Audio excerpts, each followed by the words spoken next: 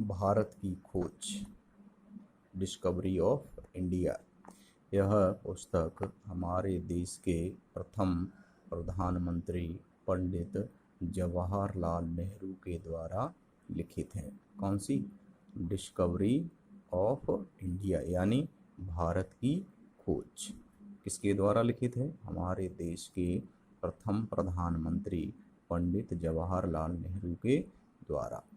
इन्होंने भारत के बारे में जो पुस्तकों में पढ़ा, जाना, समझा, तो उस भारत के बारे में यह एक पुस्तक में उन सारी बातों को संग्रहित करना चाहते थे कि भारत की जो विशेषताएं हैं, भारत की जो खासियत है, भारत की जो कल्चर है, सभ्यता है, यहाँ पर रहने वाले जो लोग हैं उनके कौन कौन से रिवाज हैं, रीतियाँ हैं, परंपराएं हैं, क्योंकि भारत विविधता से भरा एक देश है।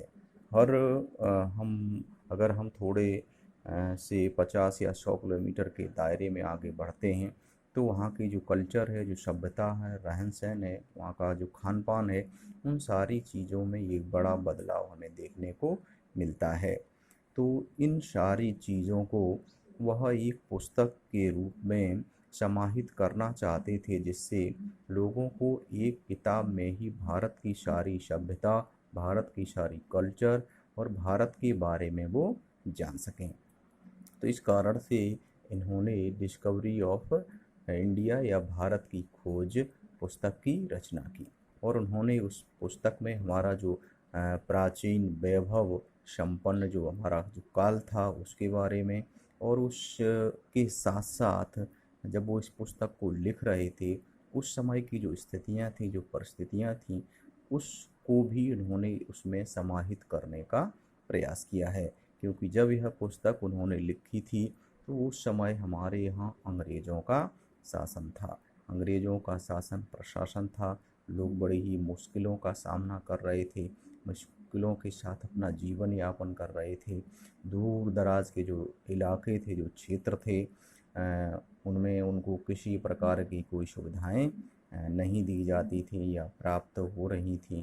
सरकार जो यहाँ की थी वो सिर्फ अपने लाभ के लिए, अपने फ़ायदे के लिए जो कार्य होते थे उन कार्यों का संपादन कर रही थी, जिससे आम जो जनजीवन था उसकी जो समस्याएं थी वो ख़त्म होने की बजाय निरंतर बढ़ती जा रही थीं।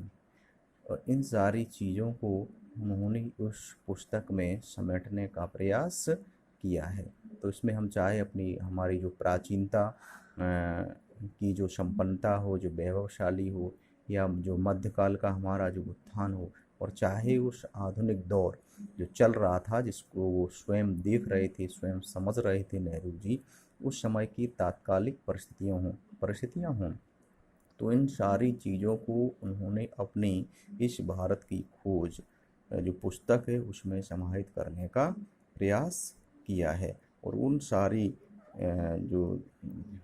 सारी जो समस्याएं, परेशानियां, तकलीफ़ें थीं उनको संजोने का प्रयास किया है, जिससे इस पुस्तक को पढ़कर हम अपने भारत का जो हमारा जो अतीत रहा है, या भारत की जो तात्कालिक जो परिस्थितियां रही हैं, या अतीत में हमारी कौन कौन से हमारे कहिएगा जो संपन्नता के जो प्रमुख जो कारण थे, हमारे उत्थान के जो प्रमुख कारण थे, उनके बारे में विस्तार से बताने का प्रयास किया गया है। तो इस पुस्तक की जो समरी है, कहिएगा जो सारांश है, वो यही है कि हमारा इसमें तीनों जो काल हैं, तीनों जो कालों की जो परिस्थितियाँ थीं, उनका विस्तार से यहाँ वर्णन किया गया है। चाहे वो भूत का रहा हो, चाहे वो वर्तमान का रहा हो, चाहे वो भविष्य में जो आने वाली जो चीज़ें थी उनको भी यहाँ दर्शाने का प्रयास किया गया है कि जो हमारा अतीत था, अतीत के साथ जो हमारा वर्तमान था, इनके साथ हम अपने भविष्य को किस प्रकार से जोड़ सकते हैं, किस प्रकार से उसे संचालित कर सकते हैं, यह बताने का इसमें भरसक प्रयास किया गया है।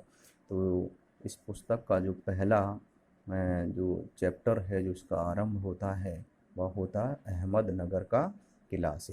तो इस पुस्तक का पूरा सारांश हमने समझ लिया है, और जो अगला जो हम वीडियो बनाएंगे तो उसमें हम अहमदनगर के किले के बारे में जानेंगे, पढ़ेंगे कि आखिर नेहरू जी थे, उन्हें अहमदनगर के किले में क्यों कैद किया गया था, उन्हें वहाँ पर क्यों रखा गया था, अंग्रेज़ों के बारे में यह जानेंगे।